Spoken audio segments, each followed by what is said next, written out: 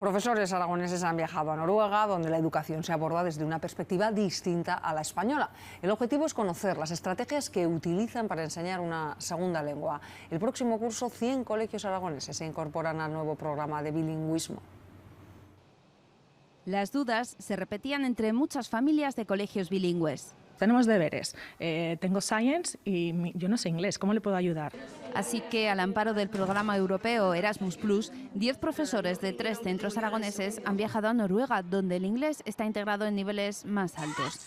Allí, la naturaleza es un profesor más y los alumnos salen al exterior haga el tiempo que haga.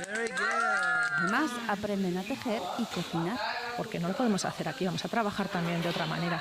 Pero no es tejer por tejer, sino pues a través de eso vamos a trabajar la cultura. No le dan importancia en las mismas cosas, partiendo desde la base de que allí no hay exámenes. Hasta que no acaban cuarto de secundaria, allí no tienen ningún examen reglado. Los alumnos noruegos pueden seguir una clase descalzos o subidos en una mesa y favorecen su aprendizaje lingüístico integrando grupos con niños de diferentes niveles.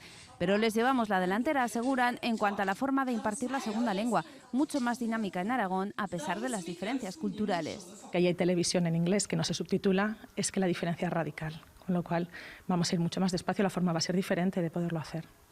Todavía tienen por delante un viaje más y varias semanas de reflexión para poner en marcha las estrategias que aprendan y que podrán aplicar en los 100 coles que se incorporan el próximo año al nuevo estándar bilingüe.